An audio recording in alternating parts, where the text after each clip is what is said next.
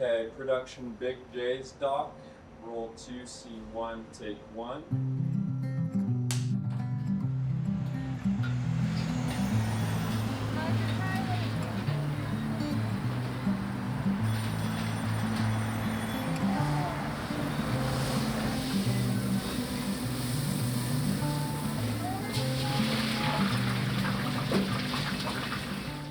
I remember when I was a little kid and my grandma would let us come to Big J's. My grandfather is a veteran, so they would do a highway cleanup for the veterans, and that was when we would get to go with Grandpa, and the reward for cleaning up the highway was to come to Big J's. When I actually moved here in 1999, we came here to eat, and I ordered 2 different types of shakes. One was peanut butter and one was strawberry. When I was a little girl, I would come down and get pizza balls. I loved it. The cheeseburger, I think, is what I always got. Cheeseburger and fries. Me and my siblings would come to Big J's and get an ice cream cone.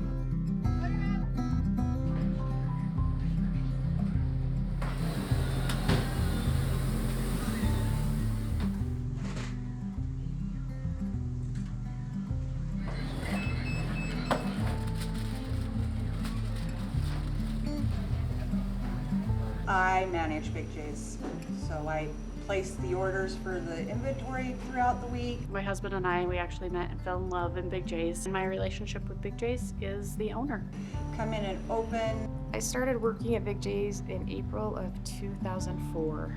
Bacon, grate cheese, slice, dice, I've worked for the original owner back in the day. cook fries, make pizzas. I do it all. The original owner wanted to retire and they wanted me to buy it, and I was too scared to do it. It's always been in the back of my mind. I probably should have bought Big J's when I had the opportunity. Then one day, we both kind of at the same time pretty much had the thought, you know what, we should reach out and see if the previous owner is willing to sell. She thought about it and came back to us, said she was, and here we are. It was always Big J's, but now it's our Big J's. My favorite part of working at Big J's was the people that I worked with. I worked with a lot of teenagers. We hired a lot of kids from the high school. I always tell people it kept me young. I love the family feel, and it was just us as a family that worked, and I was part of that family.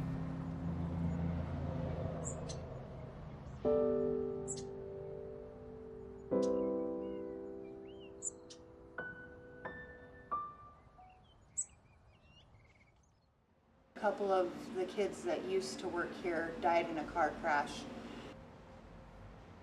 Mitchell was in our ward and I was in the bishopric, so I got to know him pretty well. Natalia, she had worked the day of the accident. I got called in and asked if I wanted to come work, and it was probably one of the greatest things because then I couldn't sit at home and just think about what had happened. We were still all trying to wrap around in our minds what had happened. You know, we had lost 2 of our employees, plus 2 of their friends who we knew well because they often visited.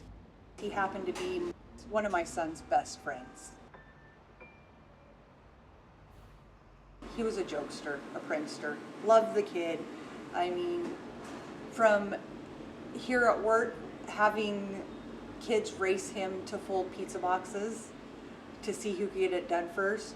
And it wasn't so that he could be the fastest, it was so he didn't have to fold as many boxes. And Talia and him would do TikTok dances when we were slow.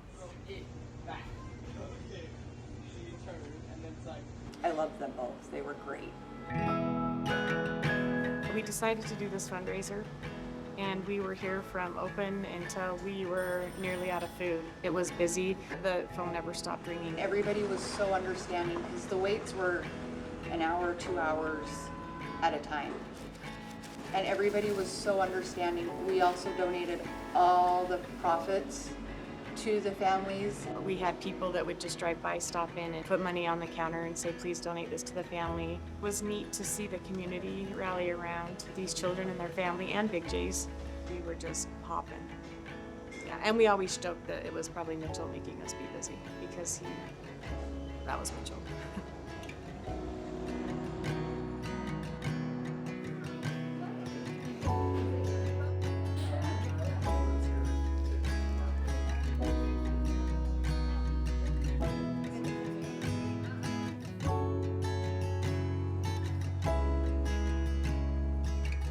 think that says a lot about the town of St. Anthony. I don't think it matters who you are. If there's something that goes on in people's lives, especially big events like that, they're here to support you. It's a small community, everybody knows everybody, and I think it's just a good place for people to reconnect. Overall, this community is incredible. I would honestly say people are great. Without them, we would not exist. I think the people return because of the way they're treated here and the food. Big J's is the place that they want to be. It's not big and glamorous, but people like it. It's the small hometown feel.